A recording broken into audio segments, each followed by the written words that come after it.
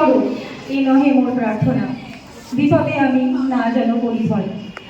মানব সমাজকে যুগে যুগে সাহসে উদ্বুদ্ধ করেছেন তিনি হলেন আমাদের সবার প্রিয় কবিগুরু রবীন্দ্রনাথ ঠাকুর। আজ 25শে বৈশাখ অর্থাৎ কবিগুরু রবীন্দ্রনাথ ঠাকুরের জন্মজয়ন্তী উপলক্ষে আমরা একত্রিত হয়েছি। এখানে উপস্থিত সকল সদস্যবৃন্দ, আমার ছাত্রছাত্রী, আমার সহকর্মী এবং বিদ্যুৎ, আর আমাদের সেন্টারের কর্মধার শ্রীমান মানব প্রসাদ মহাশয়কে আমি জানাই আমার আন্তরিক অভিনন্দন এবং ধন্যবাদ।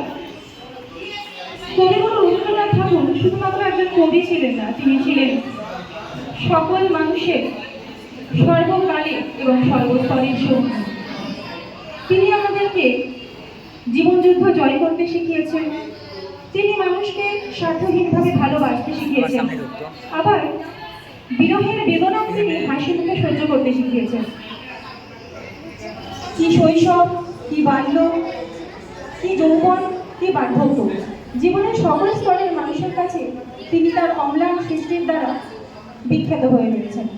আজ আমরা আর সময় নষ্ট না করে আমাদের এই মহান কবির জন্মজয়ন্তীতে ওনাকে শ্রদ্ধা অর্পণ করার জন্য এই অনুষ্ঠানের আয়োজন করেছি।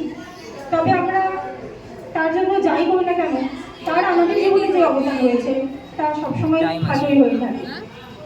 আমি মঞ্চে ডেকে নেব শ্রীমান মানব প্রসাদ মহাশয়কে রবীন্দ্রনাথ ঠাকুরকে শ্রদ্ধা অর্পণ করার জন্য, আর ওনাকে এখানে মঞ্চে স্বাগত জানার জন্য একটি জোর করতালি অনুরোধ সকলের কাছ থেকে।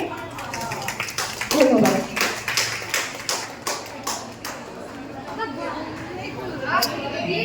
ভিডিও চলছে।